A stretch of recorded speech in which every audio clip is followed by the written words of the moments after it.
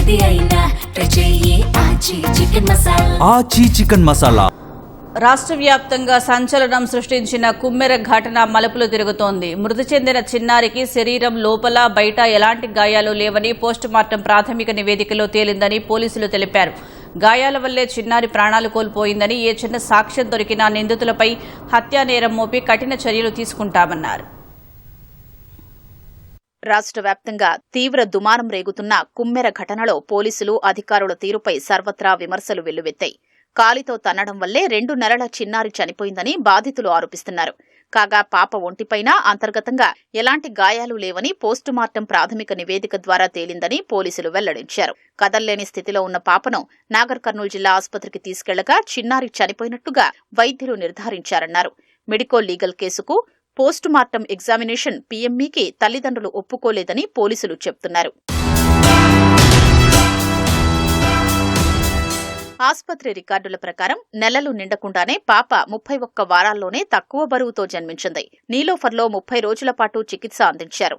Jaundice, pneumonia సహా శ్వాస సంబంధిత రుగ్మతలతో చిన్నారి బాధపడినట్లు నీలోఫర్ రికార్డులు చెప్తున్నాయి. అంతేకాదు, గతేడాది నవంబర్ 25న గర్భిణిగా ఉన్న మౌనికను భర్త కొట్టారని ఆసుపత్రి రికార్డుల్లో నమోదై ఉందని పోలీసులు తెలిపారు. బాధితుల ఫిర్యాదు ప్రకారం 18న పాపపై దాడి జరిగింది. అప్పట్నుంచి పాప చనిపోయే వరకు ఏం చికిత్స అందించారని అడిగినా సమాచారం ఇవ్వడం లేదని పోలీసులంటున్నారు. కాగా హిప్టోపాథాలజీ తదితర రిపోర్టులు పెండింగ్లో ఉన్నాయని, పాప గాయాల వల్లే చనిపోయినట్లు సాక్ష్యం లభిస్తే నిందితులపై చర్యలు తీసుకుంటామని పోలీసులంటున్నారు. పోస్ట్మార్టం ప్రిలిమినరీ ప్రకారం no any internal or external antemortem injuries, medical history of the baby according to Government Hospital Nagar Karnool. Papa 31st week లో ప్రీమెచ్యూర్ గా తక్కువ జన్మ వెయిట్ తో 1.44 kg లో 21st డిసెంబర్ 2025 లో పుట్టింది. రెస్పిరేటరీ డిస్ట్రెస్ వల్ల NICU లో పెట్టారు. దాని తర్వాత ఇమీడియట్ గా నిలోఫర్ హాస్పిటల్ హైదరాబాద్ కి రెఫరల్ చేసి అక్కడ దాదాపుగా 30 రోజులు ట్రీట్మెంట్ ఇచ్చారు. ఆరోగ్య సమస్యలు న్యూమోనియా. గర్భధారణ సమయంలో మోనికా తన భర్త చేత కొట్టబడింది అని రికార్డు ఉంది. ఏదైనా చిన్న సాక్ష్యం దొరికినా పాపపై దాడి జరిగింది. ఈ కేస్ మర్డర్ కేసులో సెక్షన్స్ కూడా యాడ్ చేసి అవసరమైన చర్యలు తీసుకుంటారు. పాప చనిపోయిన తర్వాత ఈ నెల 22న మౌనిక పోలీస్ స్టేషన్లో ఫిర్యాదు చేశారు. ఈ నెల 18న స్వామివారి దర్శనం కోసం శ్రీనివాసరెడ్డి 100 రూపాయల్ని అడిగారని, తనను కులం పేరుతో దూషించారని, సాయంత్రం గణేష్ పైన దాడి చేసినట్లు పిటిషన్లో పేర్కొన్నారు. కాగా అంతకన్నా ముందు అదే 18న గణేష్ శ్రీనివాసరెడ్డిపై ఇచ్చిన ఫిర్యాదులో మాత్రం తన భార్యను కులం పేరుతో దూషించినట్లుగా, భార్య పాపపై దాడి జరిగినట్లుగా ఎక్కడా ప్రస్తావించలేదు.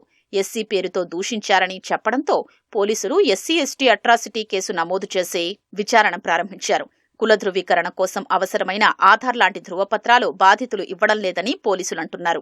తను ఎస్సీ కులానికి చెందినది అని చెప్పి ఇంకో ఒక కంప్లైంట్ ఇచ్చింది. శ్రీనివాస్ రెడ్డి దేవాలయం ప్రవేశం కోసం ₹100 అడిగాడు అని, కుల పొరుతూ తిట్టాడు అని, కొట్టాడు అని ఆరోపించింది. అదే సాయంత్రం కొంతమంది రెడ్డి కమ్యూనిటీ సభ్యులు మరియు సర్పంచ్ తన భర్తను ఒక రూమ్ లో లాక్ చేసి ఐరన్ రాడ్స్ మరియు కొబ్బరి కాయాలతో దాడి చేశారు అని ఆరోపించింది.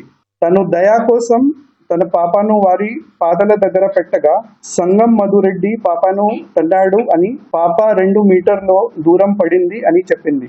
పాప మృతి ఆ దెబ్బ వల్ల జరిగింది ఆరోపించింది.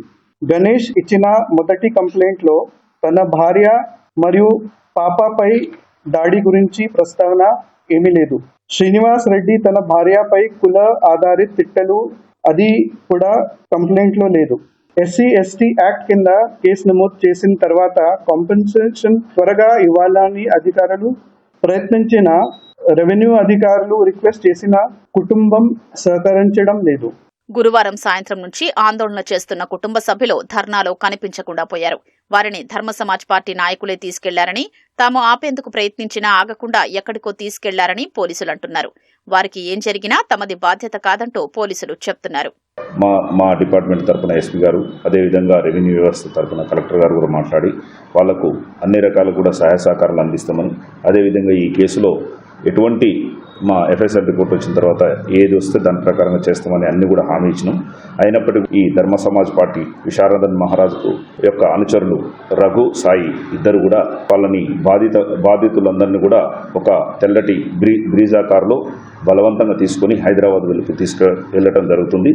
మరి తీసుకెళ్లేటటువంటి క్రమంలో మేము ఇక్కడ ఆపడానికి ప్రయత్నం చేసినాం.